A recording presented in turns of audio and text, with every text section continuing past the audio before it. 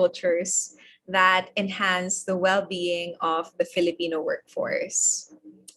So we believe that cultures are made through positivity ripples. It really begins with you coming into a session like this, learning to lead yourself. When every webinar, we're really practical about how you can apply the takeaways. So if you're able to apply that, you're able to lead yourself, you're gonna gain more influence so that you can lead others. And together, all of you, you and the people around you are creating culture. So I have to thank everyone so much for all of the time that you've spent coming into a Positive Workplaces webinar. We are so grateful every time you take the time to be with us because you really are the champions of this movement of creating positive workplaces. We're here to support you. We're here to share the tips, the research, the ideas, the examples, but it's really you who live it out in your workplaces. So, coming to the end of 2021, I know it wasn't an easy year. It was very challenging for many people. I just want to say I'm grateful to all of you for coming here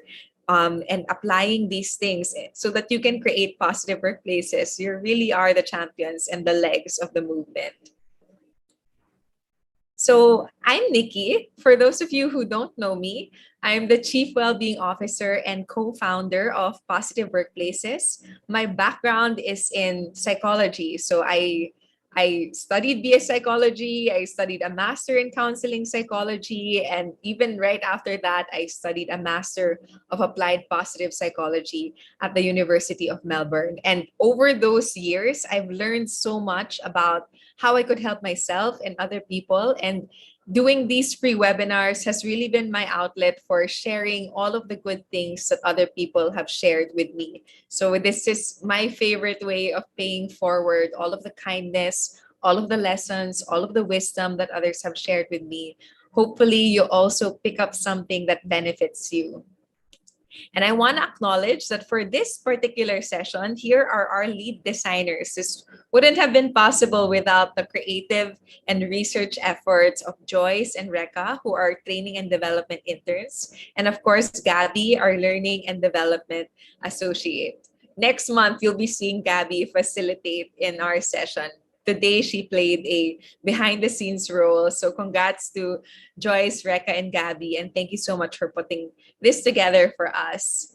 And I also want to dedicate this particular webinar to Chloe and to David. So if for some of you, you may have known Chloe because she's facilitated some of our webinars. She was actually our very first intern at Positive Workplaces. And maybe some of you who have attended our talent management workshops or strategic strat plans have known David because he supports those. And I just want to say, Chloe and David are actually people who have decided to leave Positive Workplaces. And I want to dedicate this webinar to them because when they decided to leave, their process and the things that they have done were so good that they've left Positive Workplaces better than it was before they found it. And I dedicate this webinar to them because I'm so thankful for the way that they have exited Positive Workplaces. We're a better organization because they were around and because of how they have chosen the process that they took when they left. So I learned so much from the two of them. I'm so grateful for them. So I dedicate this to Chloe and David. I know if some of you eventually decide to quit, you will learn so much about the practices of Chloe and David that I'll be sharing here today to leave your organization in a better place than it was before, if that is what it comes down to. So here are some reminders before we start. It's nice if you have a pen and paper ready. Whenever there's an insight that you have and you want to note it down, or there's a special tip, you can of course take a screenshot of it. You can write it on your pen and paper. I also want to remind everyone that this session is being recorded and live streamed on YouTube. So if you ever wanted to come back to anything that was said, anything that was shown, you can just go to our youtube.com/positive workplaces, and you can rewatch this webinar. It would be helpful if you have another device or just be ready to go to another link so that you can participate on Mentimeter. I'll be flashing the QR codes that you can scan on the screen, or you can click on the link that Joyce will be posting in the chat box. And even if everyone is initially on mute, I love looking and reading at the chat box. So I'm seeing Patty saying that she loves the communication materials of Positive Workplaces. It's a huge chunk of it is really thanks to our interns. I love reading the chat box all throughout. So if you have any questions in the moment or concerns, or anything you want to say, you can put it in the chat box. And of course, you will get certificates after this session. You will get it immediately after answering the post evaluation. So make sure you put in the correct details, like your name and the email address. So sometimes the evaluation doesn't get sent immediately because there are errors in the email address. So just make sure the email address you put is correct and the name that you put on the certificate is correct. This is going to be our learning roadmap for today. First, we'll talk about why do we need hope at work? And then we'll talk about what are the mindsets that help build hope at work?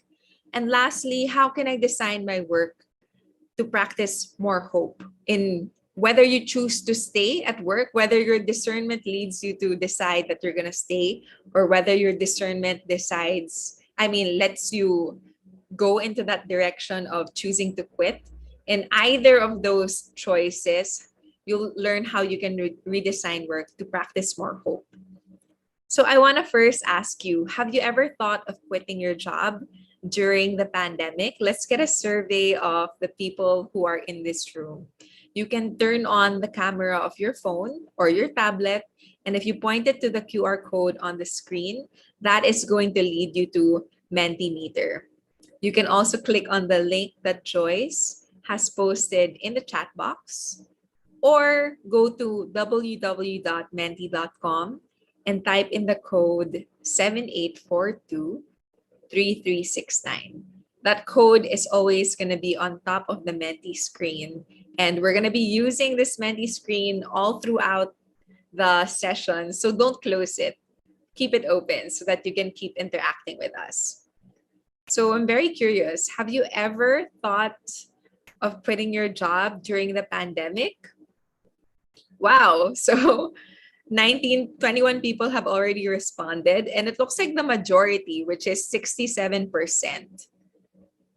About 65% have said yes, and only 30% have said no. So it looks like 2/3 are saying yes, I've thought about quitting my job, and 37% have said, or just a third have said no. So thank you for being really vulnerable in answering this question. The nice thing about Mentimeter is it's completely anonymous. So even if we wanted to, we would never be able to trace back the responses to who answered it because we didn't even ask for your name. So you can feel safe in answering these Menti questions.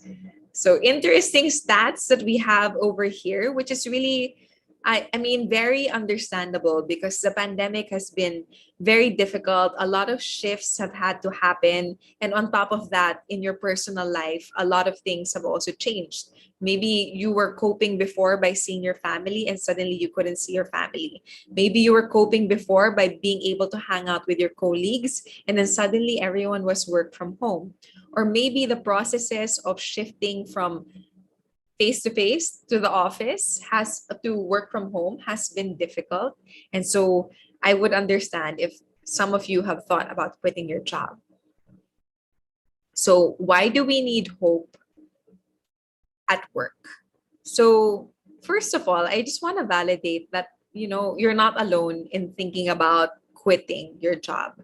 So in the US, this year, 34.4 million have quit their jobs. So that's a huge amount of people. On a global scale, it's actually 40% of those surveyed in the global workforce are ready to resign. And in the Philippines, half of the Filipino workers express the need to quit. So you are not alone in thinking about quitting or feeling that you want to quit. It has been a really challenging past 2 years, and we just want to say that your experience, your feelings are valid, and you're not alone in it. So here are some of the reasons for quitting. So for some, they said that the work environment and conditions are not conducive anymore. It became more stressful, or you're not getting the support that you need to be able to execute your job. And so you're not productive, you're not producing anymore. And because of this work environment, some people are thinking it's time to quit.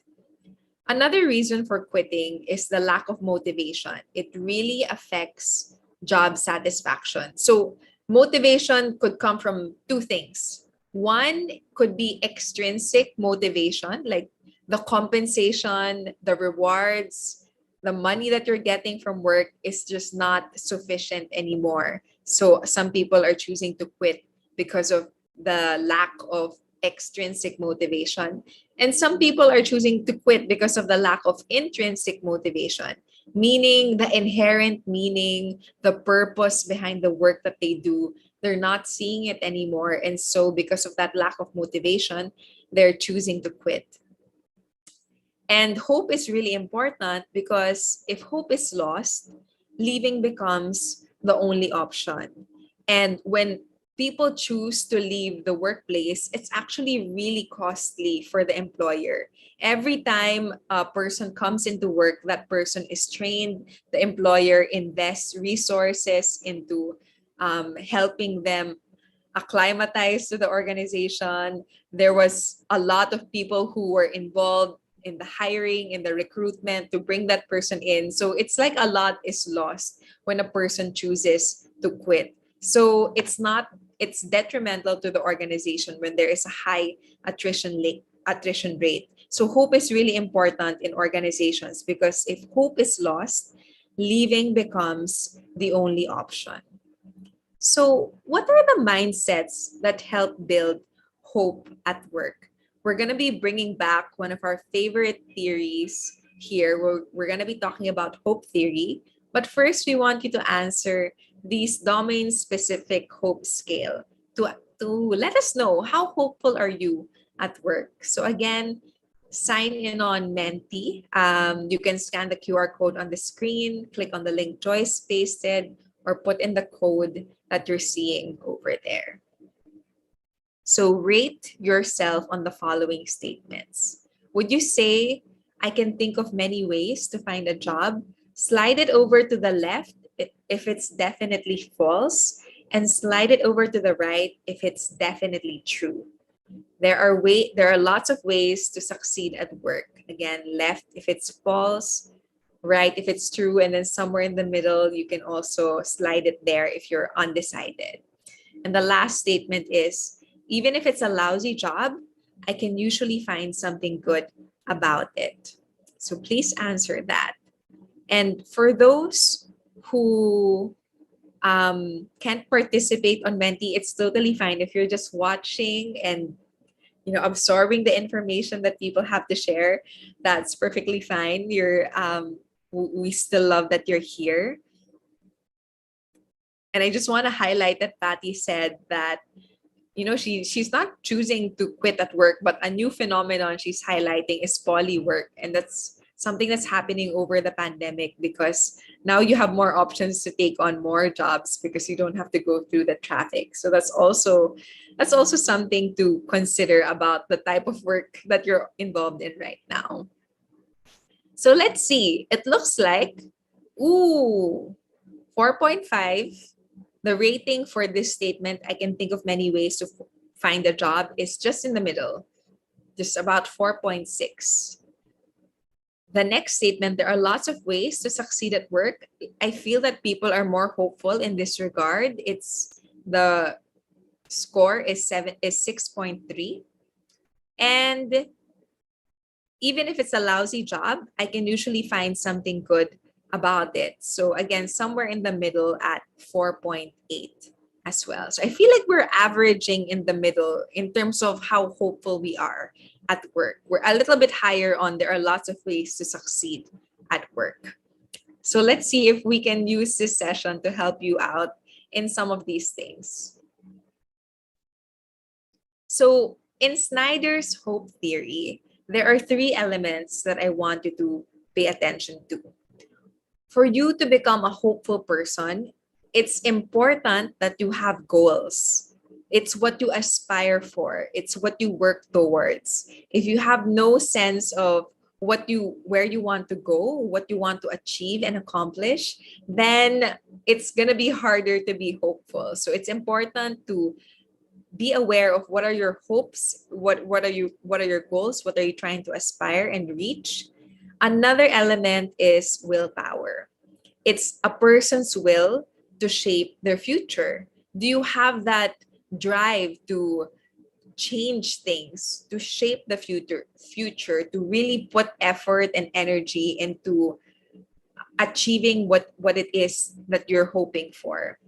And a really big component as well is pathways or way power. It's a person's ability to see ways to shape their future. So I'll discuss this and why all three are really important.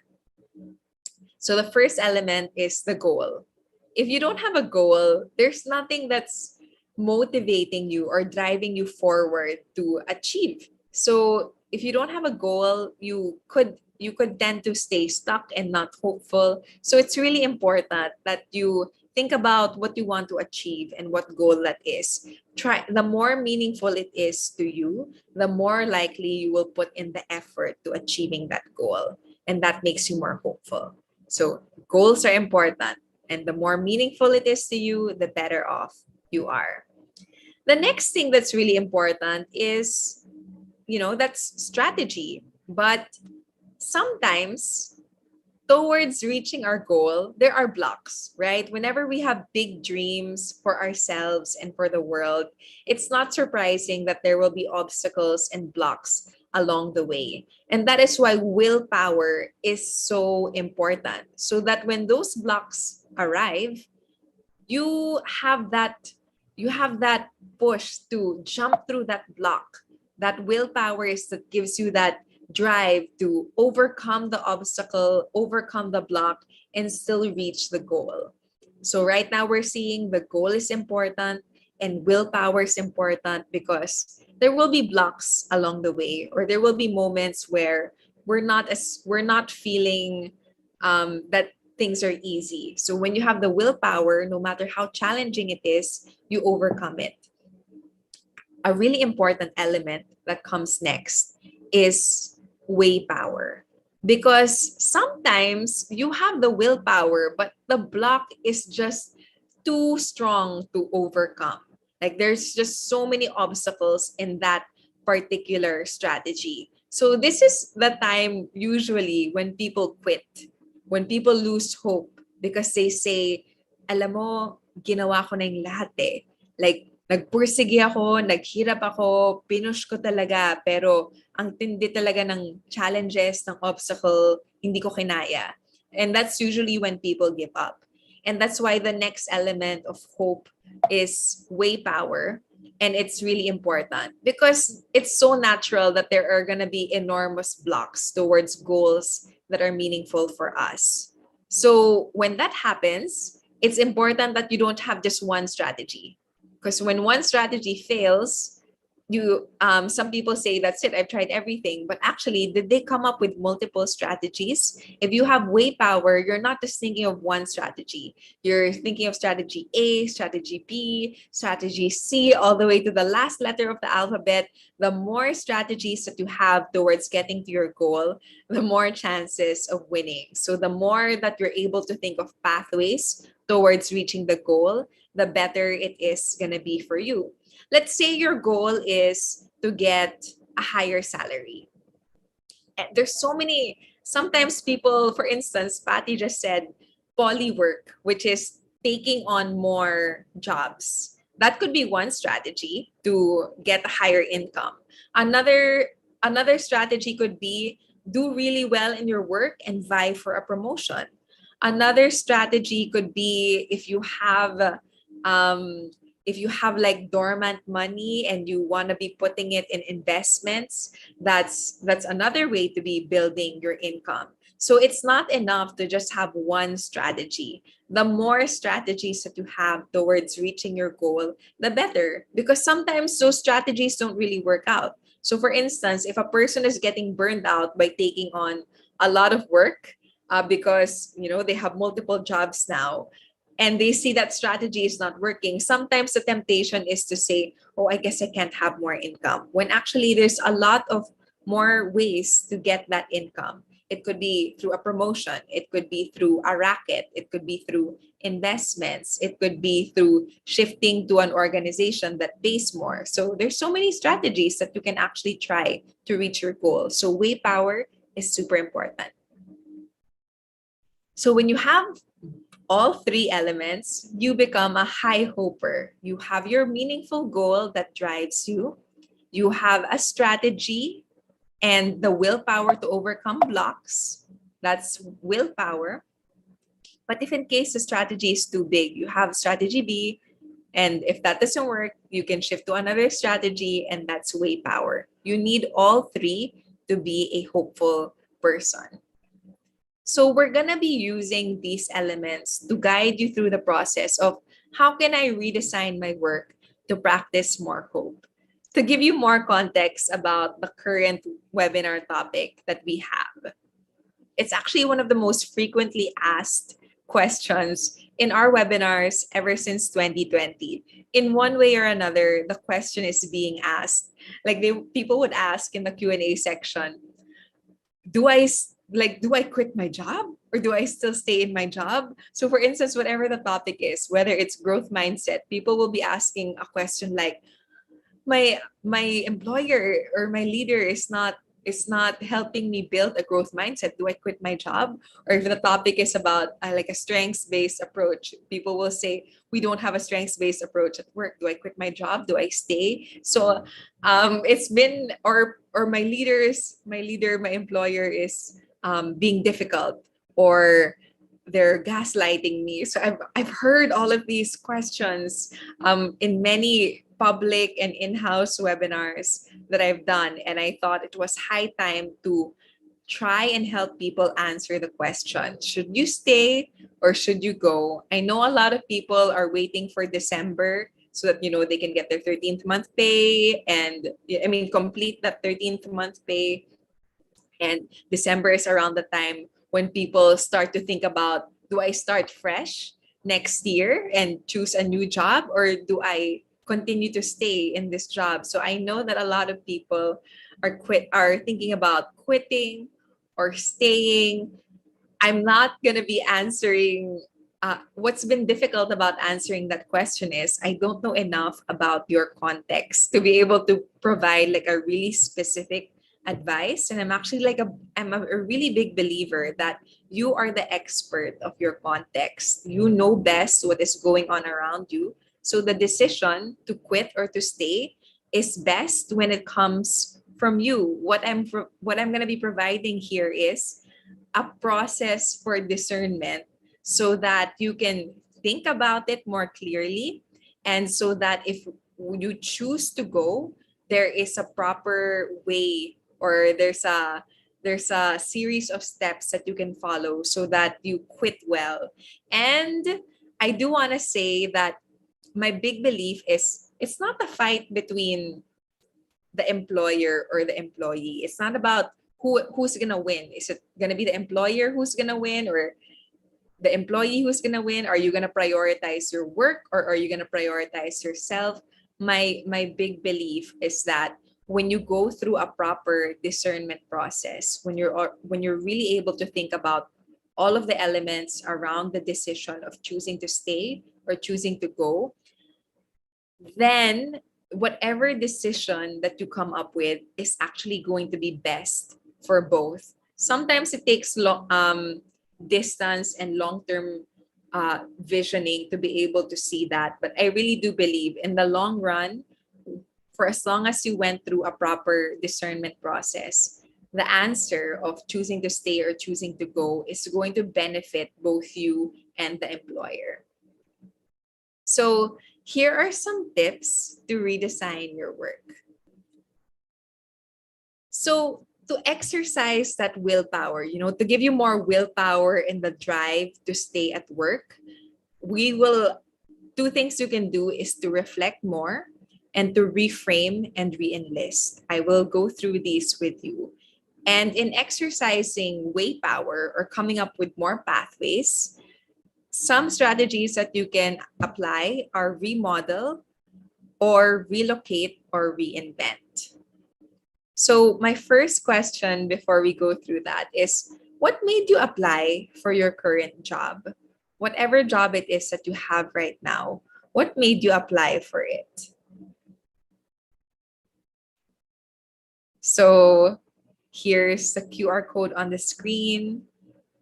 You can click on the link in the chat box, and here are some answers that people have already shared with us. Someone said it's a recommendation by my boss. So your boss recommended the job and maybe you considered it and here you are. Ooh, so some people here are public servants. There's that intention to serve in public. Again, more referral and also inspiring work and bosses. So that inspiration or you wanting to do what they were doing is what moved you to apply for your job. There's that convenience and the job opportunity was open. To be able to cover your expenses. And I would just want to say, this is a very important thing to consider. Sometimes people think, oh, positive psychology is all about focusing on the soft side, like meaning and purpose. But actually, no, this is such a huge part of what makes you stay at work. It's so that you can sustain your day-to-day expenses, so that you can take care of yourself. And if you're a breadwinner, so that you can take care of your family. And that's a very noble thing to consider about what made you apply for a job. There's an opportunity to learn. There's that the advocacy of the organization moves you, so that mission and vision aligns with who you are and your passion as well. You are looking for a stable job, a work environment, a fresh start, because it allows you to work from home, because you wanted a less toxic culture, because of the pandemic, because of the compensation, because it's related to what you studied, because it gives you that high salary. Yeah, so a lot of people are talking about salary. A lot of people are talking about culture and passion and values, and having to exit a previous job, move them to their current job. So, or they weren't happy in the last job and they're finding more happiness right now. So whether it's the culture, the money, whatever it is, it's important for you to answer that question, because to create that willpower, it's really important to reflect. Go back to your why, which is what you answered earlier, and ask yourself, why did I take this job? And do your reasons still hold true? So if initially you took this job because the purpose is aligned to you, does the purpose still stick with you up to this moment? Is it still motivating you for the same reasons that you had before? Do you have other reasons now? Or for instance, it's a compensation. The compensation was what drove you to apply for the job. Is the compensation still something that you're looking for? So go back to your why and see if there's still an alignment there. The next question is, evaluate your performance. Ask yourself, am I able to deliver what is expected of me? Are you still able to meet your KPIs? Are you still able to do all of your tasks, fulfill your role, and deliver what is expected of you? So that's another sincere question you can ask yourself. And the third one is, evaluate the resources that are available to you. Do you have the tools, a mentor, and receive feedback for your performance?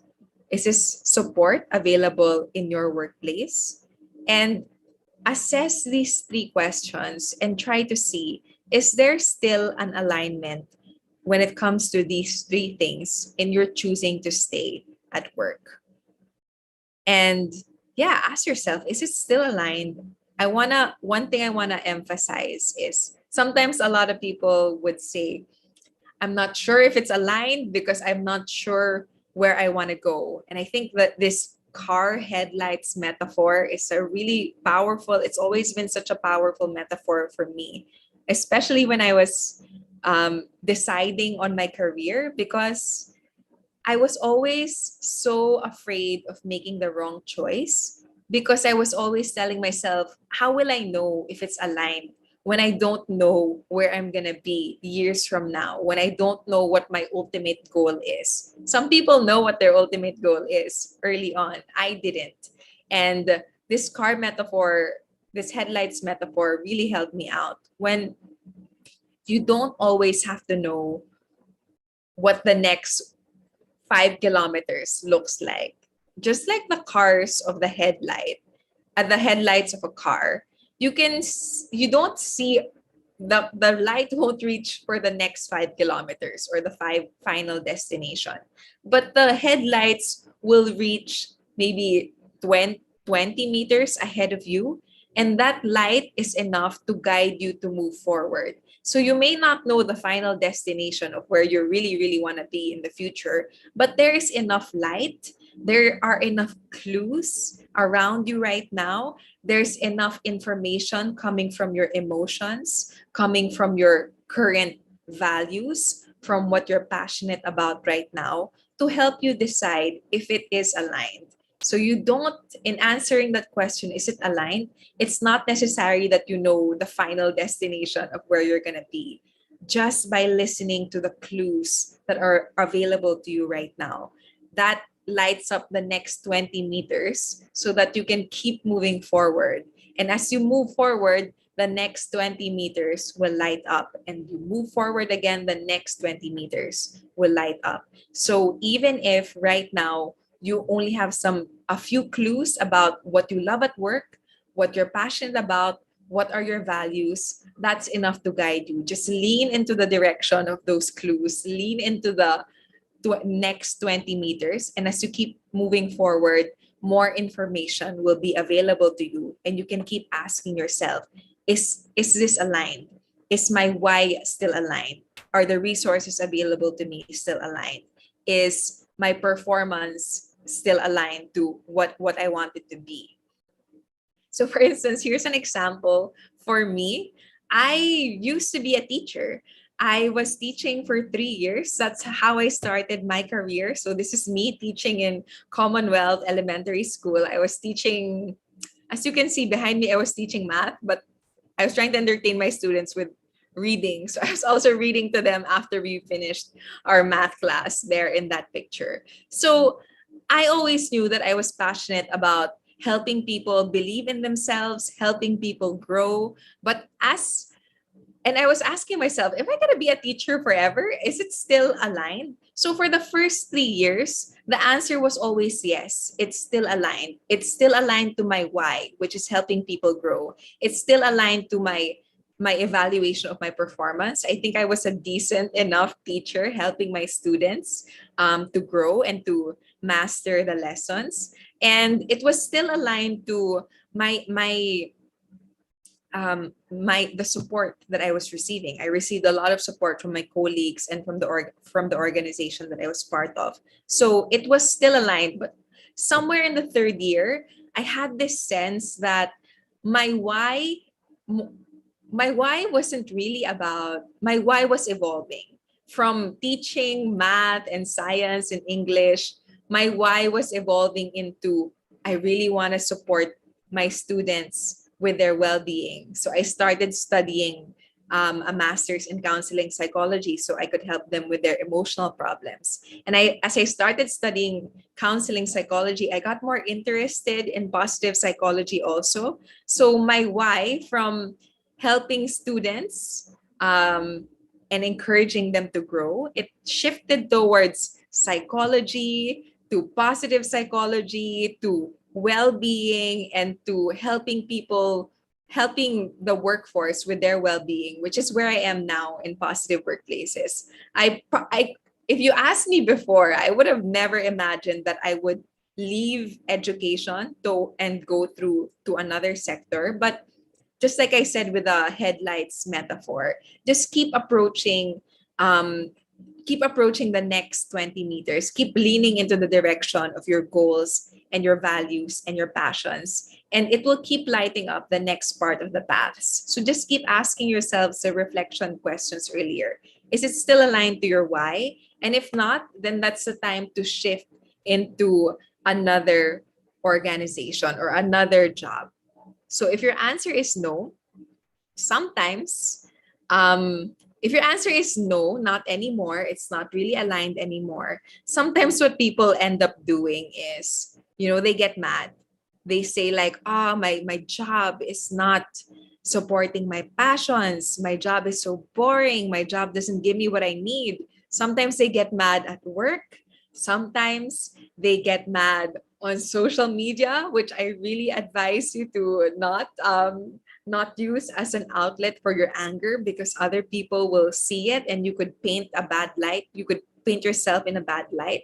Or sometimes people are just quietly mad at themselves. And that's a possibility. If your answer is no and it's not aligned, sometimes you get mad.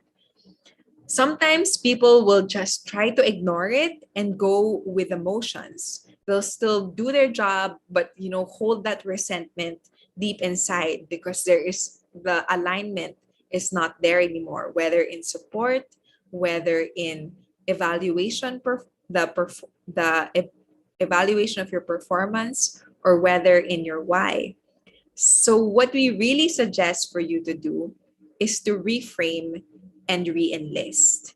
So to get more of that willpower to really motivate you and drive you at work, possibly you could consider accepting a new reality or identifying new sources of your why. So, for instance, it's possible that you joined your organization because you really loved their purpose and their values and their goals. But let's say somewhere along the way, you realize, oh, okay, maybe I'm not in alignment with the mission of my organization anymore. So if that's the case, find other sources of why. I know some people who initially pursued their job because the purpose was so meaningful to them. Like, for instance, the purpose of, um, like, for instance, like training, like they were really inclined to train and to help people be the very best, learn more about themselves. And then somewhere along the way, they realized, oh, I don't really like training that much anymore. But another source of their why was the money, or the compensation is really important in helping them sustain the needs of their family. So it's okay for your why to evolve over time. If ever you're losing why in one area, maybe you can identify a new source of why, whether it's compensation, whether it's purpose, just find a new source of your why. And consider reframing your relationships to the job and the company. So think about think about how the relationship is still serving you, perhaps to become a better person. Think about how you are still serving the higher goals of the company, and re-enlist and live in it. So you can also look for new benefits and sources of satisfaction. I know that's a lot to think about, but to make it really simple for you, something that you can do every Monday before you get to work. Sometimes, right, Monday, let me know in the chat box who here has a hard time accepting that Monday is gonna happen. So Sunday pa lang, you're already thinking, oh gosh, I really don't want to go to work. Like, can the weekend please be longer? So Christine said, yeah, her. So Colony said, me also. Like, Andy also said that when I was younger, I really felt that a lot. So it was super intense na Sunday night pa lang, I'm already anxious and panicking because I don't want Monday to happen when my job was very difficult before. So if you're feeling that, one tip to practice reframing and re-enlisting is to answer this question. In my job, I get to blank. So answer this on Mentimeter. My example for this is, so actually Monday is now my favorite day of the week because I always practice this on Sunday night. Instead of saying, oh God, Monday I have to go to work again, and goodbye to my movie marathon, goodbye to hanging out with my family. Whenever that thought starts coming to my mind, I just say, in my job, I get to witness the growth of my interns. That's something that I'm super loving about work right now. And every Monday I get to attend their learning sessions. So I witness their growth from each learning session that they conduct. Every Monday, usually I get to have an internal meeting where people will talk to me about their progress. And I love that. So in my job, I get to witness the growth of others. So try to answer that for yourself. Try to answer that for yourself as well. Answer that. In my job, I get to blank. So you can answer this on the chat box, or you can answer this on Mentimeter. So Maria Buenafe said here, I don't hate Mondays, but I look forward to weekends, which I never felt. Oh, before. Oh, I don't think it's a bad thing to look forward to weekends. I love work, but I still really look forward to weekends. But if you're feeling Maria Buenafena, it's already like a starting sign that you're starting to lose that motivation at work. It's perfect that you're here and listening to all of these tips, because you don't have to wait for the intense burnout phase to start doing something about reframing and re-enlisting to love your job. In fact, you can practice all of these right now if you're already starting to feel tired from the work week. So Lloyd Ryan said in the chat box, I get to earn for my family despite the crisis. I love my job because I'm still able to share knowledge to my students. So yes, that is a great purpose that you have, Lloyd Ryan. So it's great that you remember this. And Sunday pa lang, let's remind ourselves of the privilege that our job gives us. So some people said that in my job, I get to help people improve their skills. I get to meet and influence leaders. So you're like the whisperer that gives them direction to some of the decisions that they're making. So because you're there, you're helping people make good decisions, and that's a huge privilege that you have in your job. Another person said, in my job, I get to meet new people and expand my network. So if you love socializing, if you love building relationships, that's a privilege that you ought to remind yourself of.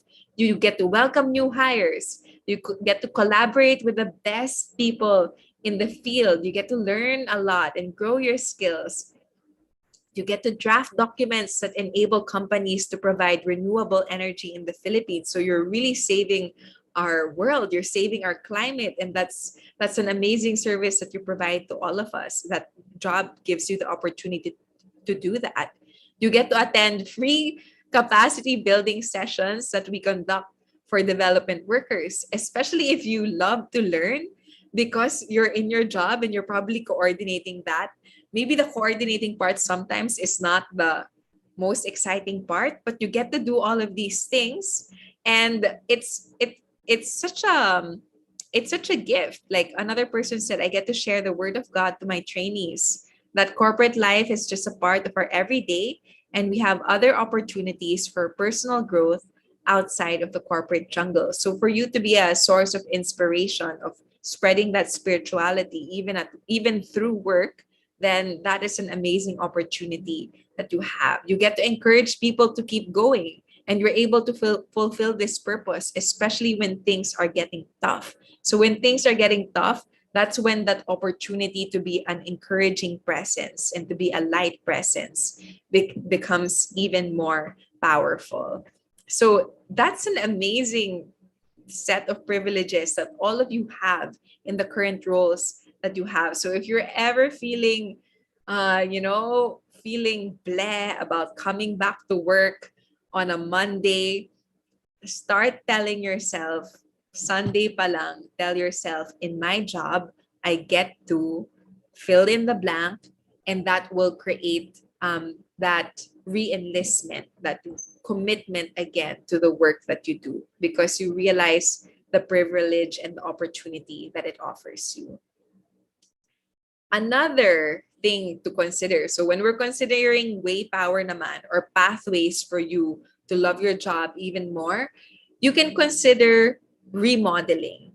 So remodeling could either be a cosmetic or a structural modification that aligns with your interests while utilizing more of your signature strengths. So cosmetic, yung mas superficial, meaning it's not a big shift. It means that there's already some aspect in your work that you already enjoy. So for instance, for me, I enjoy mentoring new hires. So I can tell my colleagues, hey, can I take on more of these opportunities to mentor new hires? It's really part of your job description. So cosmetic means it's really part of your job description. It's really part of your role. You're just highlighting to people that you really love some things and asking for the opportunity to take on more types of that work. You can also say something like, I enjoy researching more than facilitating meetings. Can I do more research more than facilitating meetings? Especially when it's aligned to your current job description, you can do a cosmetic shift and cosmetic remodeling, and that's quite easy. All you have to do is to discover what are the aspects that you love and can you get more of it. So a word of caution for all of you who are about to apply this learning on like cosmetic remodeling and telling people that, oh, I really love this, can I do more of it? What potentially what could happen is, people will say, you really like that, sige, ikaw na yung gumawa ng lahat ng yan, while they give you all of that, but it doesn't take away from your existing workload.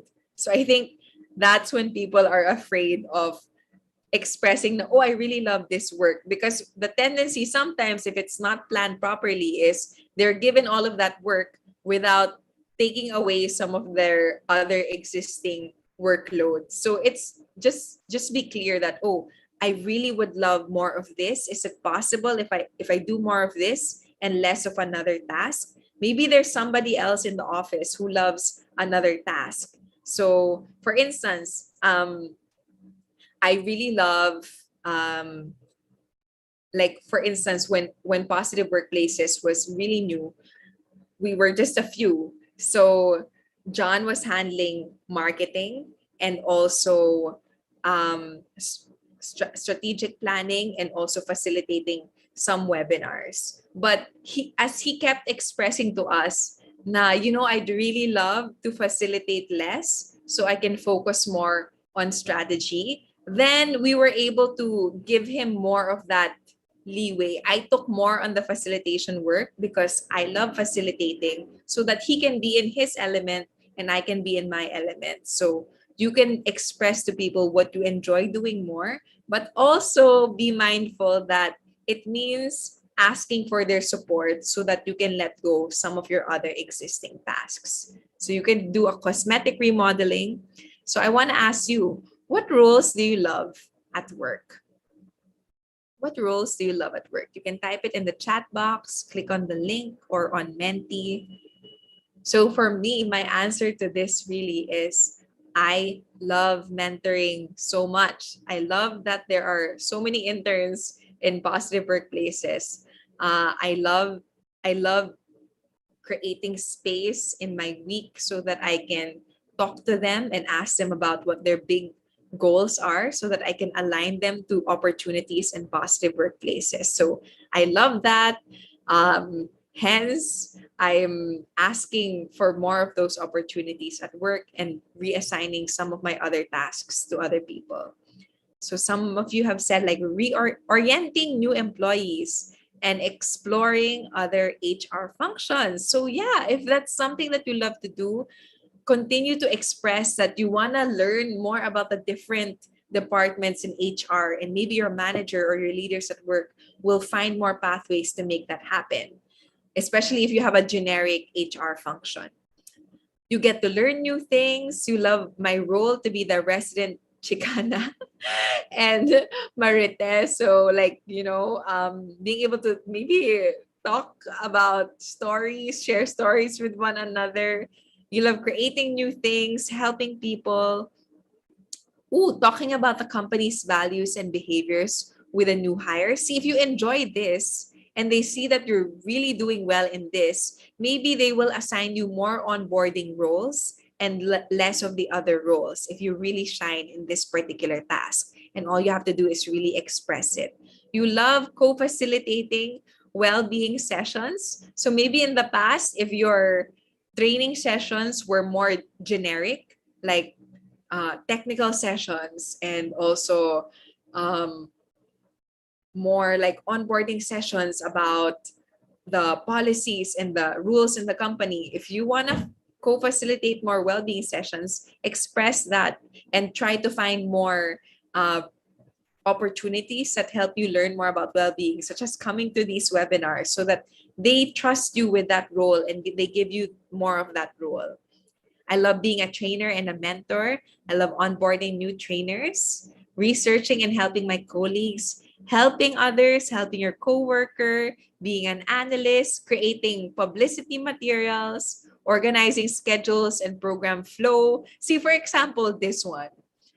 I absolutely am horrible at organizing schedules and program flows. So if there was ever anyone in my team who expressed this to me, I love organizing, then I would trade tasks with them. Okay, can you do more of the organizing? Is there something that you don't really like that maybe I can take on or another person can take on? Because if you start expressing to each other what are the things that you love, you can start creating a system where people's roles are aligned to what they really love. So if it's already part of your job description, that is a cosmetic remodeling. The other type is a structural remodeling. So ask yourself, what are your strengths and how can you do work that makes use of your strengths? So for instance, in the HR function, someone was sharing on Menti, I love welcoming new hires. I love talking to them. I love, orienting them to the culture and getting to know them. So maybe if your HR role was partly recruitment and partly onboarding, you can um oh no, you can express more that, hey, I would love to be onboarding full on, no more recruitment. So your job description would have to change. So that's a structural shift. But if you make a case that you are so good at onboarding, then maybe your boss would give you that opportunity. If they see how well you are doing and if they see how energized you are, if you love it, you're energized by it, chances are you are more productive in that role and you're more effective and more useful to the company in that sense. So why wouldn't your boss, your manager, your leader support that structural remodeling for you? It's going to benefit you and them. So it's something that you can express so that you could work on um, changing your contract, changing your job description. That is called a structural remodeling. So another way to, create way power, so it doesn't always have to be quit or complain or leave the job. Another way is to relocate or reinvent. This is also known as the internal job search. And to be honest, being really grounded, I know there are a lot of people who are in corporate, especially, who say that this is quite difficult to do, to shift, for you to move in one department of the organization to another department. Um, Sometimes there's politics involved where people say, "Oy, kinuha mo yung tao ko," or like, I really wanted that person but they prefer to be in another department. And so I know that sometimes it's a challenge, but just like what I said, with way power, the more strategies, the more chances of winning. Don't eliminate this strategy just because other people have said it's hard until you have thoughtfully considered it and found a way to do it. So when it comes to relocating or reinventing, you're starting to outgrow your job or you've identified another area you'd like to work in.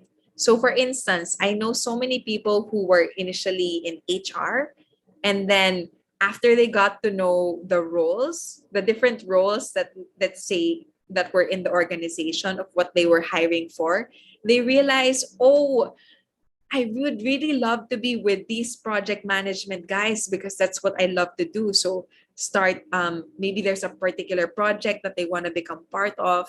That's something you can consider to apply internally in the organization. This is especially powerful when you love the purpose and the culture of the organization. It's just that the current department and role is already wearing you out or it's not something that you're passionate about anymore. You can do an internal job search. One tip that I have for you that I got from it's a tip that I got from participants as well is they make friends with the HR person who knows the existing job openings in the organization. So when they're eyeing for a particular job in the organization, they will ask that person to say, "Hey, please let me know if there's an opening in learning, training and development, or learning and development, or if there's an opening in the strategic side of work, or if there's an opening in operations, or if there's an opening as an administrator leader, let me know. I'd love to apply for that role." So having that insider friend actually really helps. Someone in the company who knows the roles that are available in the organization. You can also go through the official channel, which is your company posts the different openings in the organization, and that's something that you can consider. It's an internal job search. Very nice when you want to stay in the company because you love the culture, you love the values, and maybe even the location. So you don't have to quit. You can also search for a job internally. So in relocation, you are making a sideways move that you can slide into from where you are without extensive preparation or training.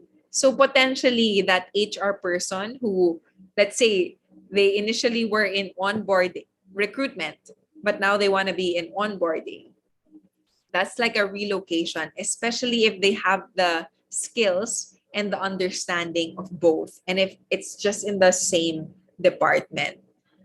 In reinvention, you're really making a big shift. So it takes serious investment in preparing or retraining to get that job. So for instance, I know an HR person who eventually wanted to do marketing. So he had to take on more classes, get a postgraduate degree, and that helped, like that doing a part-time postgraduate degree helped him in reinvention so he could shift and gain the competencies for that other job because it's such a big shift. He needed to prepare and retrain to get that job. So that's something that you can begin to consider. Maybe there are credentials, courses, or degrees that you can start applying and start taking so that you can do that reinvention. So, which redesigning strategy do you think is suitable for you? So, please let us know on Mentimeter. For those who are right, two-thirds of you have said, "Oh, I'm considering quitting." So, if we focus on redesigning first, redesigning, giving your job a chance, which strategy do you think is suitable for you? Is it reflecting, um, asking yourself all those questions about why you chose your job to begin with? Or is it reframing and re-enlisting, like renewing your commitment, finding a new why? Or is it remodeling, where there's going to be like either a cosmetic shift or a structural shift? Or is it going to be like you're going to move to another department, you're going to move to another role? Is it relocate or reinvent where you do an internal job search? Ooh, so thanks for reflecting on this.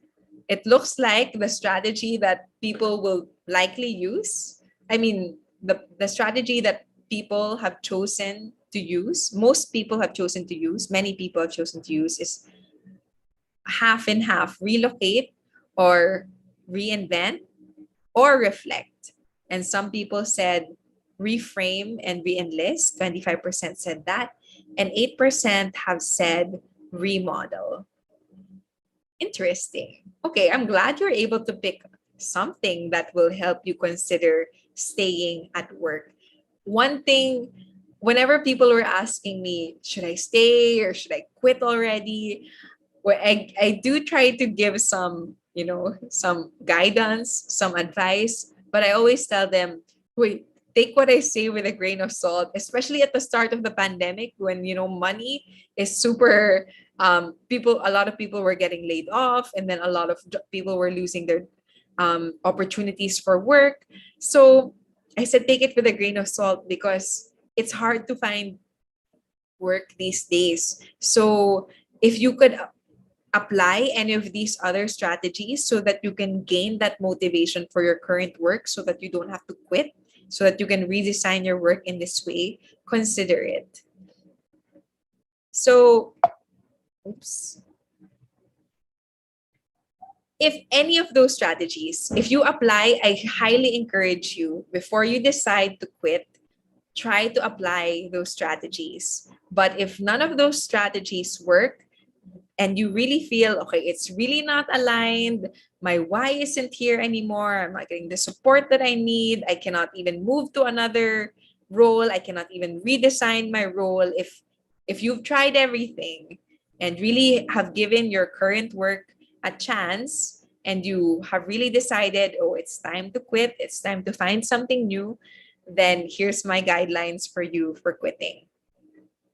First tip is find a new job first. It actually improves your chance of landing that new job, and it increases financial stability. Because if you already quit, and you will lose that income if you don't yet know what's the next job that's going to take you on. So I even, like, a lot of HR friends do tell me, hey, don't quit first. Not me, but like they tell, just generically, they give that advice that don't quit, because it's better if you have a current job, so that when you're applying for another job, they will even try to, go increase the salary so that they can get you. Instead of quitting first, stay in your job and find a new job first, so that you know where you will be going after, and there's higher chances of them trying to match your salary or increase your salary so they could bring you to that other organization.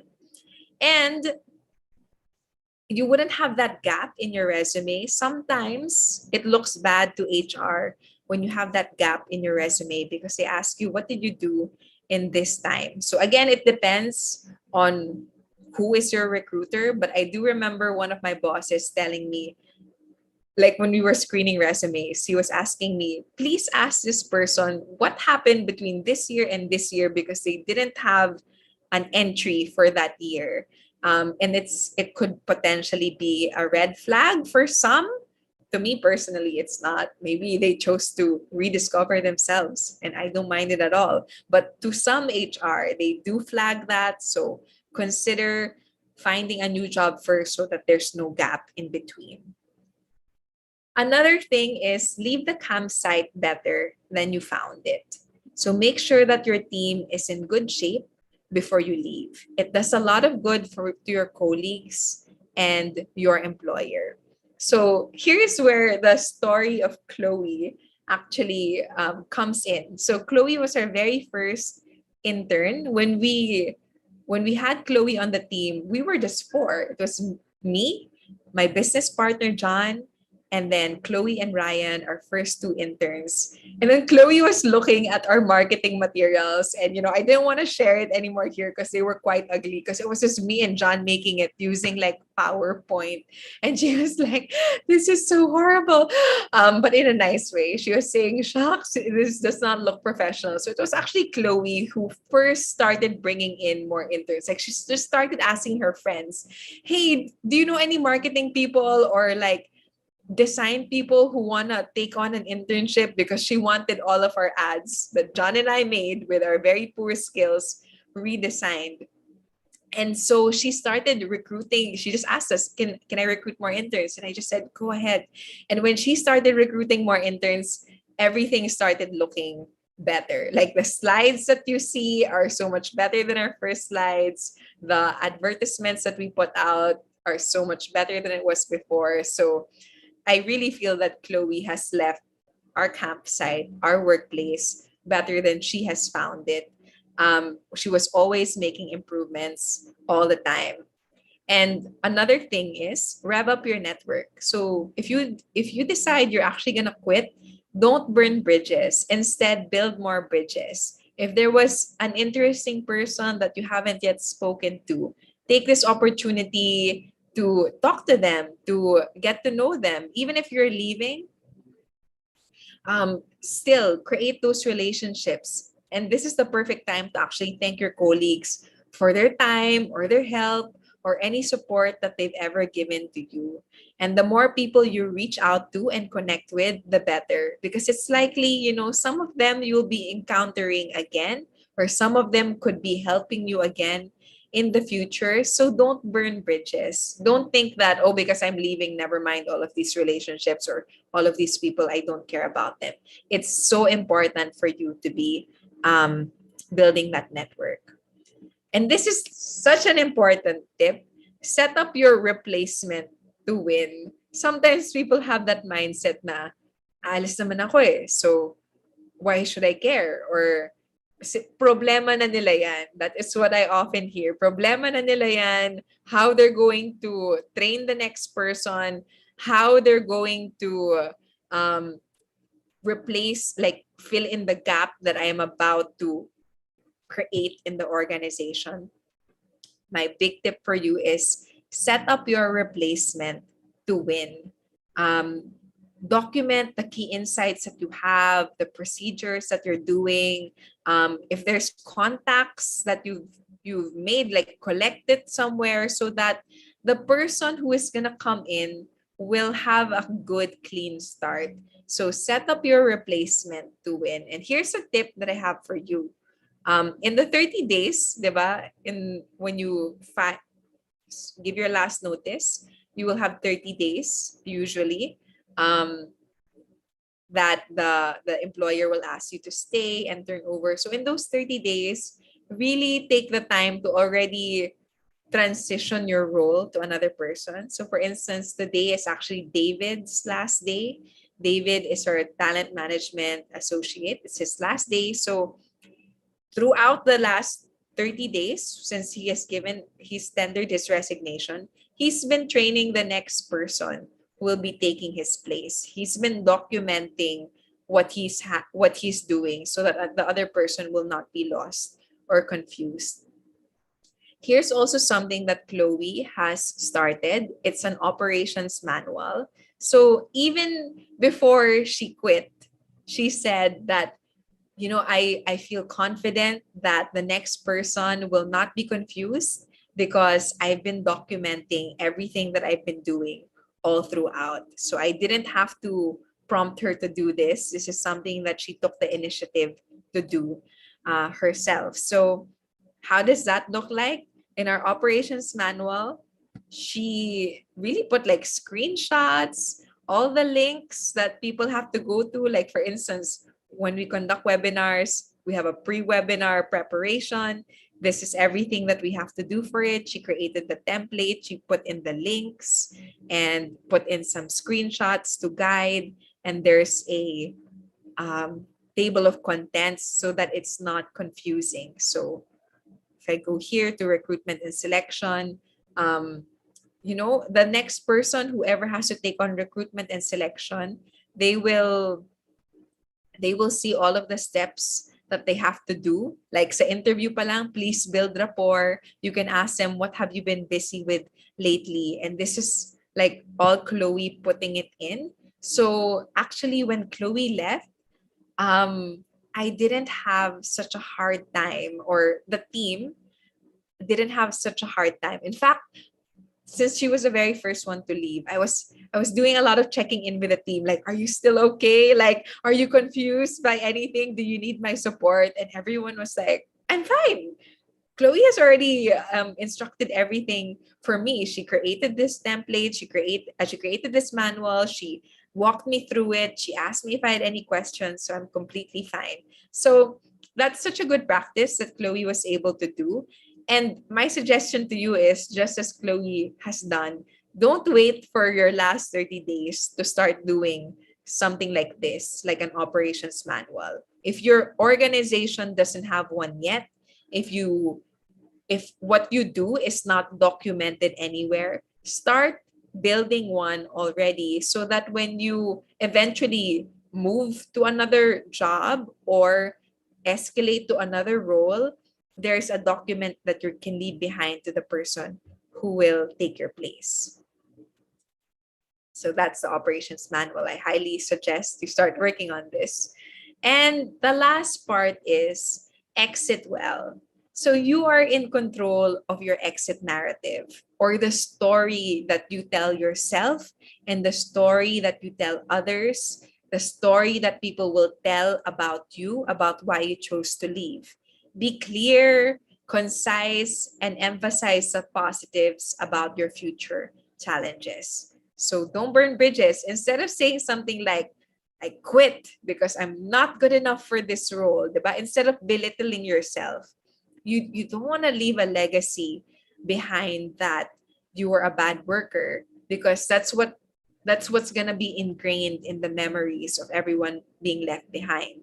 Be compassionate to yourself also when you create this narrative. So maybe you quit instead of saying, I quit because I'm not good enough for this role, which is very condescending and looking down on yourself. Maybe you can shift the narrative to, I quit to have the opportunity to explore roles that are aligned with my strengths. So that's one way to build the narrative. Another example naman na targeting the hate towards your organization, especially if you didn't have a good experience with your organization. You don't want to perpetuate that narrative or the story that they were the bad guys. Like, I quit because I hate the toxic culture in this organization. You're going to be burning so many bridges, especially with your bosses and with the other affiliates in that organization. So instead of, judging their culture as toxic, maybe you can just shift that narrative towards saying, like, hey, I quit so that I can find a culture whose values are more aligned with mine. So instead of labeling the organization as toxic, maybe consider the reality that it just wasn't aligned to what your values and what your passions were and what culture you're hoping for. So if in case any of you are considering about quitting, or even if you're imagining it right now, answer this question. What exit narrative will you tell your colleagues as a good generative quitter? So please give us some examples on Mentimeter so that we can also, learn from each other about what are better ways to do this. Ooh, okay. So somebody said, I have found an opportunity where management might be more receptive of what we are trying to do. So maybe in your current workplace, there's already a structure.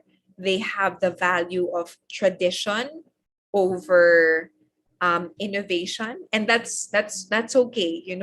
People have reasons for the values that they choose, and you can just say, I need a more agile organization, or like, my personality type and my strengths is more aligned to a receptive and agile organization. So that's something you can consider saying. Um, maybe my feedback for this is be mindful of the word receptive. Because if you say that the other organization is more receptive, people might take it as, so you're saying I'm not receptive to what you're trying to do. You're saying I'm blocking you.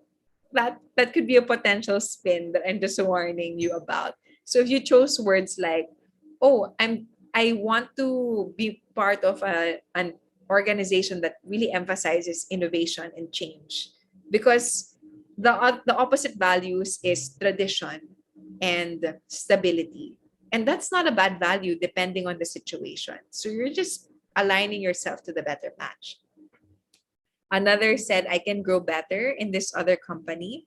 So I really do hope like your colleagues or your employers don't take that against you, because it's so true. Like, for instance, when Chloe left Positive Workplaces, it was because she was looking for more growth in HR roles, which we couldn't give her in Positive Workplaces because of our current need was for her role to stay the same, and she was looking for more growth, and that's not a bad thing to say. At least I didn't take it in a bad light.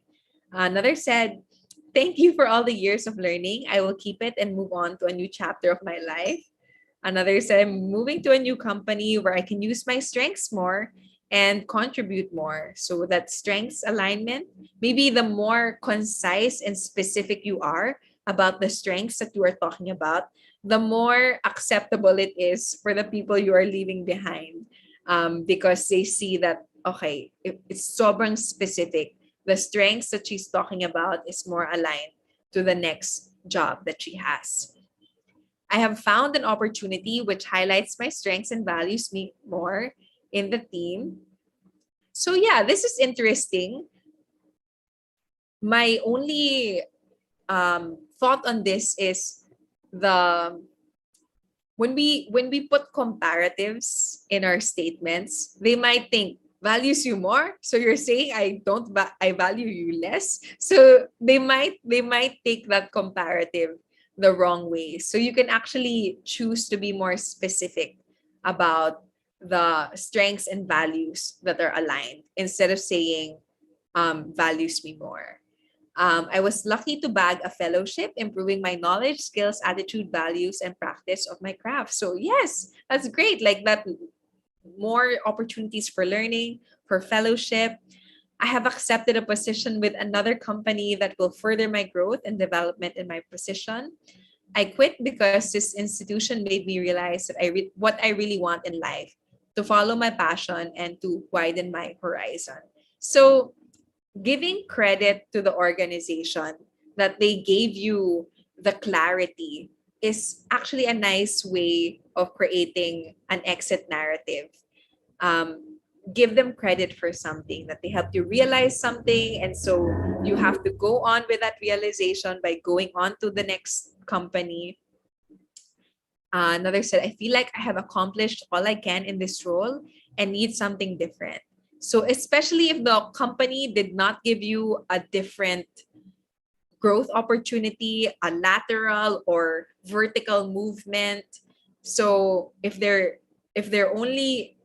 telling you, oh, this is the only role that we can offer you right now, then they can accept like this type of exit narrative.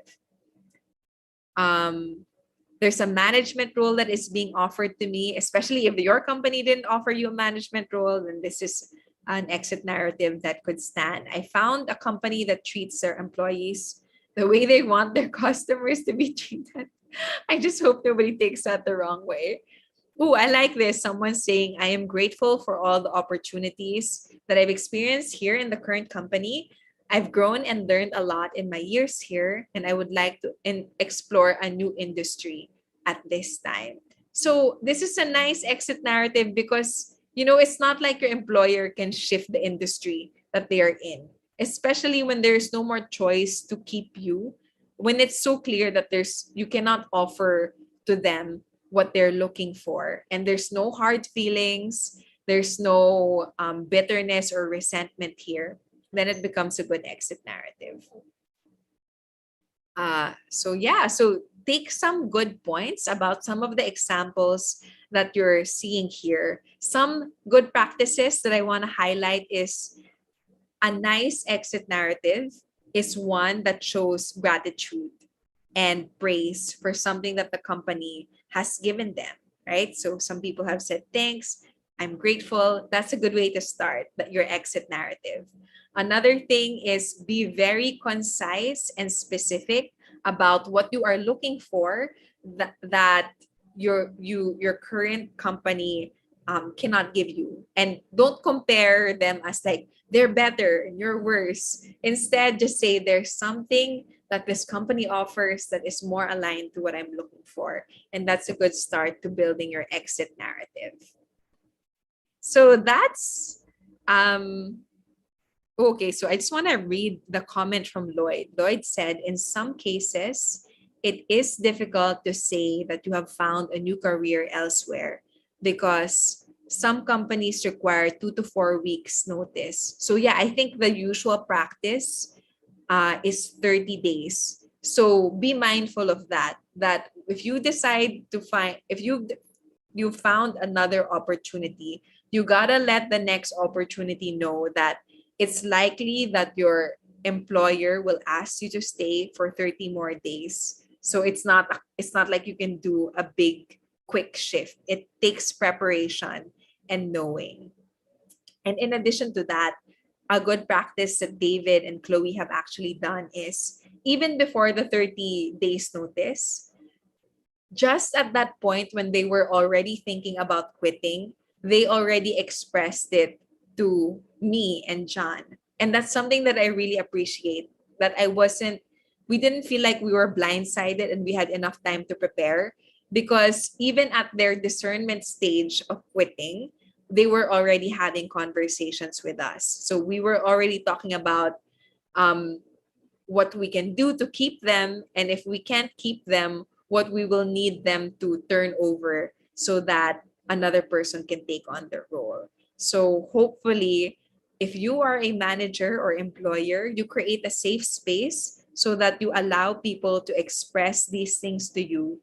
The more honest people are with you, the better prepared you will be. And if you are an employee who is considering quitting, try to assess if the space is safe enough. Ideally, even before you quit, if possible, if they won't edge you out of the organization right away, if you think they won't, ideally, if it's better to say it early, as soon as you sense it and as soon as you have another option, so that your employers can also prepare for you leaving. So that's the end of our webinar for today. Thank you everyone for joining. I hope you're able to take some things out of that. I'm going to be opening the Q&A. So if you have any questions, you can scan the QR code here, or you can go to pigeonhole.at and enter the passcode HOPE, or you can click on the link that we will be posting in the chat box.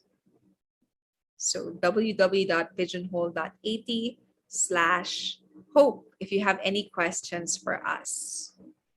And while I'm waiting for the questions, I just want to promote, this is the last webinar of the year. This is our last free webinar for the year. I'm so grateful. Every year, every time the year is just about to end, and I think back at all of the webinars we've been through together throughout the year, I'm always inspired by seeing how all of you hold on despite all of the challenges and all of the difficulties. So I hope this webinar series was helpful for you. We're going to begin our next year with another webinar series in January. We called it Ako na lang ulit, taking my life back from the pandemic. Because I think I'm hopeful and optimistic that things are really starting to get better from here. So here's a webinar series that will help you redesign your life and take your life back from the pandemic. On January 12 with Cliff Ayala, he's talking about getting unstuck 101, how to design more life into your years. On January 19 at 3 p.m. with some of you may know Jose. He's also been in our past webinar. He's the co-founder of Lifecraft, and with Coach Karen Cindy, they're both co-founders of Lifecraft. They'll be talking about designing an authentic and well-crafted life. It's a perfect way to start your new year, designing your life. And lastly, of course, our talents in positive workplaces that I'm very, very proud of, Gabby and Gio. They will be talking about life-sustaining habits for better well-being. So if you are interested in those webinars and thinking about how you can take your life back from the pandemic and design it in a way that is better than it was before, consider coming to these webinars. Reka has posted the links in the chat box. So yeah, a lot of people are saying thank you for the webinar, like Alan, Dudi, thanks for the kind words, Miss Malu, Miss Zenith. And I just want to give credit again to our team, Reka, Joyce, and Gabby, who designed this super interesting session for all of you. I wish I learned this when I was younger. And I'll check Pigeonhole if there are any questions there. Okay. Here's one question. These questions are always the hardest, but I'll do my best.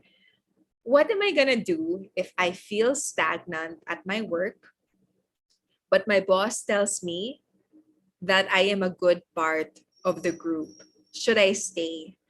Thank you so much for asking this question. It's such a vulnerable question. It's something that I really relate to, especially if you do well in your job, right? And they say that you're a valuable part of the team. So allow your boss to express that side. Allow your boss to express what it is that they value in you. And I'm going to bring back a slide for your discernment. So your boss is saying that you are a valuable part of the team. The 3 questions that I want you to be asking yourself are these. Go back to your why. Why did you take this job? Does it still hold that your initial motivations are still your motivations right now? Evaluate your performance. My sense is you are able to deliver, and that is why your boss wants you to stay, because you're a good part of the team. So you are a check on that. Your performance is okay. Evaluate the resources available to you. Does your boss and do your peers, do they still help you to grow at work? Do you have a mentor there that is still creating that growth for you, even if you are in the same role? So I want you to go check those 2 questions again. I feel like the second question, you're already okay. You're able to deliver. So that's already crossed off. Go back and discern about the first and the third question. When you took the job, is your reason still the same as it is now? Sometimes some people their passions have changed, their goals have changed, their need for that a certain type of compensation has changed. And if it has changed, discern about that. If you need to look for an opportunity that is better aligned to your current why. And also consider this last part. Is it still helping you grow? Because, even if you're doing really well in that job, you can't stay forever if there is no growth. It's so inherent for every person to want to be better, to want to learn new things. So if there's no support for growth, like a mentor or feedback, and if you feel like you've already mastered it, then consider that you may need to look for another opportunity if they're not going to give it to you in this current role. And I think a part of your question probably comes from the guilt that you'd have to leave behind a team that was kind to you, a team that you worked well in.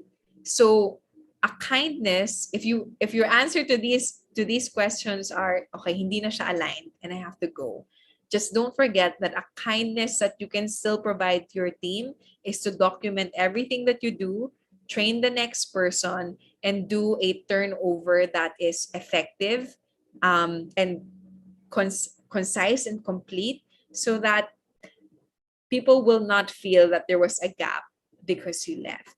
So thank you for asking this question. I hope looking back at those three questions and discerning about them is something that can help you decide if you will stay or if you will go. Someone said, as a manager, we seldom know until it's the last minute that a certain employee will quit. What can we do so that they will feel more comfortable telling us how they feel about work? So, this is a really important question. One thing that I want to highlight with our current culture is in the culture in the Philippines, mataas yung power distance. So we actually feel greater intimidation from our managers and our bosses. So oftentimes in a Filipino workplace, we employees are comfortable telling our peers that I'm gonna quit, but we will leave our leaders, our managers in the dark until the very last moment because they're very intimidated and they're scared of the repercussions that could happen when they decide to quit, because there are organizations that did not handle it well. Like for instance, there are organizations who will edge out an employee and give them a hard time the moment they decide to quit.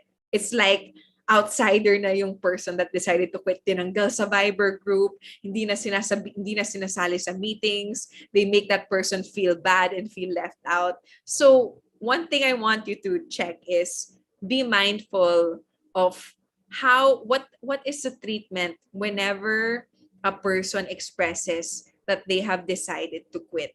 If the treatment is they are isolated from everybody else, then the next time around that someone else has come out and come forward with quitting, treat them well so that other people will not be afraid of telling you that they're gonna quit. So what are ways of treating them well? Having a conversation with them and asking them, what is your reason for leaving the organization? Is there anything that we can do to still change your mind or to support you? Or is there something that we can do to support you in your career or in your shift? So being kind to the people who come forward expressing that they will quit is one important thing that you can do so that people are not intimidated to drop the news with you. The next thing is have more frequent check-ins with people so that if you have been a witness to their life, to their work life, even before the very last moment, they will feel more comfortable to tell you the big things. If you were there for the little things, asking them regularly, maybe once a month, how are you? How has work been?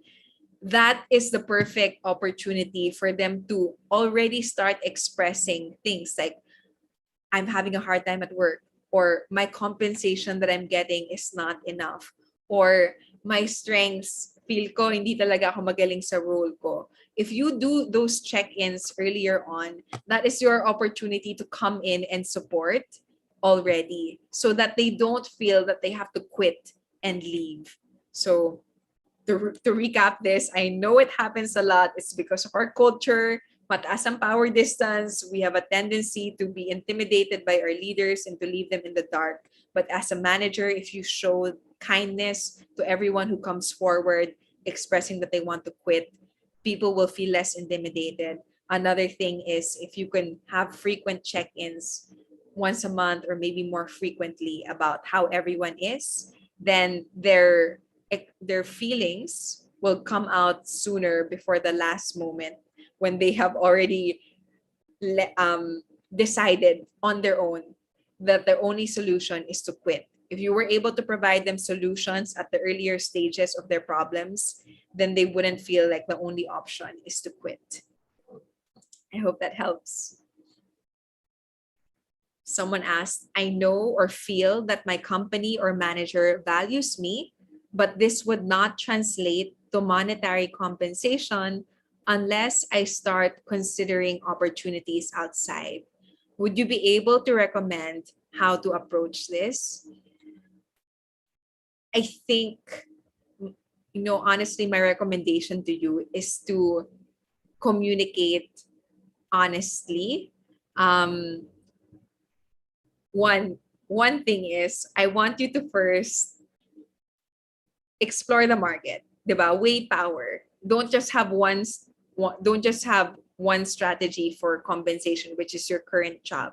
Explore the market, go to LinkedIn, see how other organizations will pay for your role and see what other opportunities are out there for you so that when you communicate with your company or with your manager, I really recommend open communication where you can express so that you can see, can they support you and adjust with you, or if they can't support you or adjust to the monetary compensation that you need, then at least you can give them a heads up and prepare ahead of time.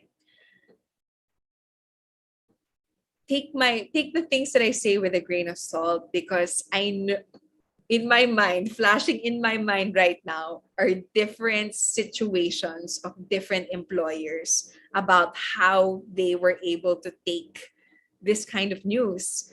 Honestly, I know that some companies or managers are not very kind. Yun nga, yung some people, they will edge you out or they will remove your job from you even before you have found another job.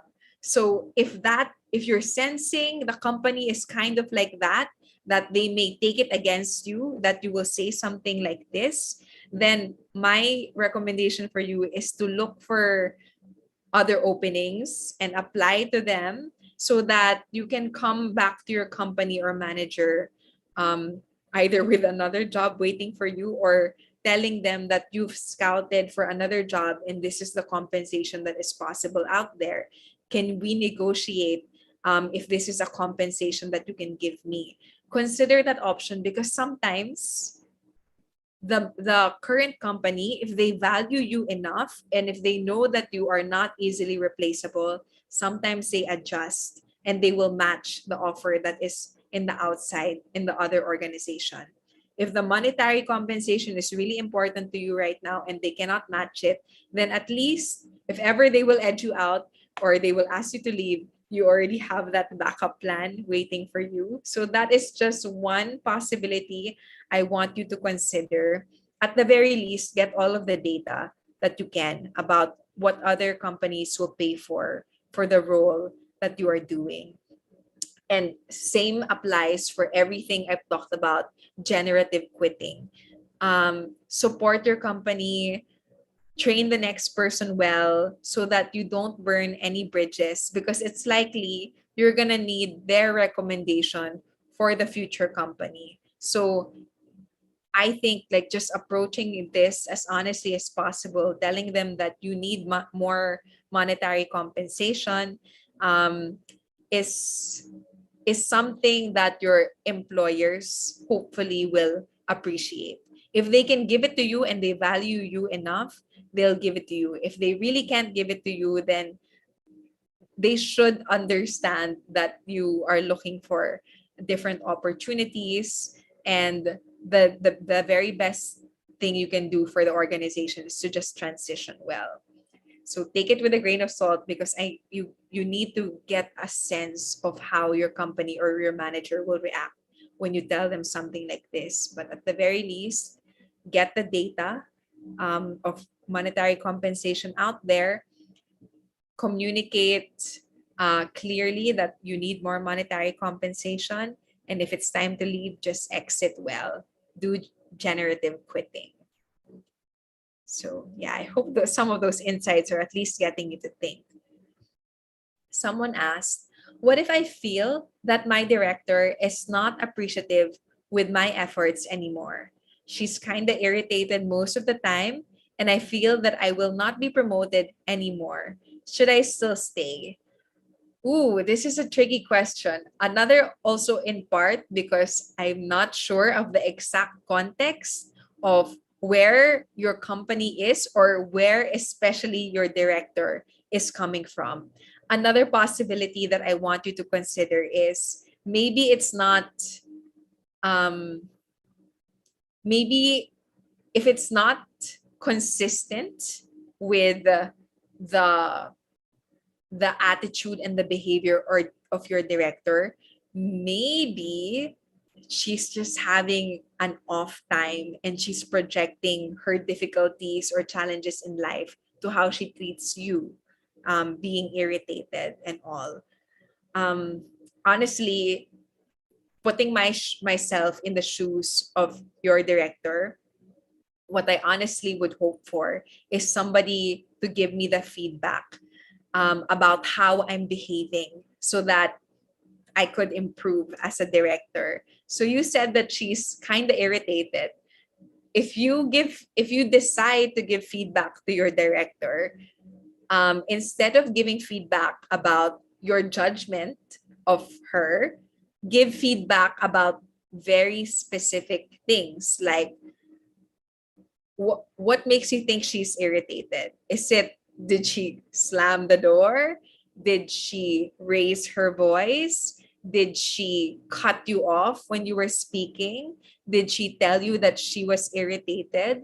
So if you're able to give more specific feedback, that is something that could help your director, because I don't know for how long she has been feeling irritated. So um potentially, like if you give her that feedback and if you help her out, that is one way that you can show that kindness to her and the people in your workplace, because if she can improve from very concrete feedback that you have to offer, potentially that is something that will reverse her irritated mood that you are perceiving. And if she's not irritated anymore and you saw that irritation as a threat to your promotion, maybe then there will be no more threat to your promotion.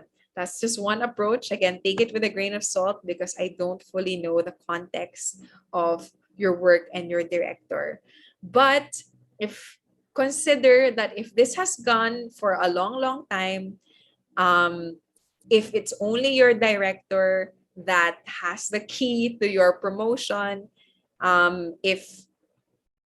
if you've already exhausted all the opportunities, like for instance, another way of exhausting opportunities is still do your work well and express um, your confidence and your skill to other people at work, because maybe it's not just your director who has the last say. Maybe a higher up than your director or maybe your peers opinions can be taken into consideration. But again, that's something that you can exhaust within your option of choosing to stay. You can also still look for other opportunities out there. So I just want to share, like for instance, I really admire the courage of one member in our team who is currently in positive workplaces, who said like, "Hey Nikki, I'm actually exploring other work." For me, kasi there's absolutely no crime in exploring another work. I would love for everyone in my team to still stay so that we can still work together and I still feel I can help them grow.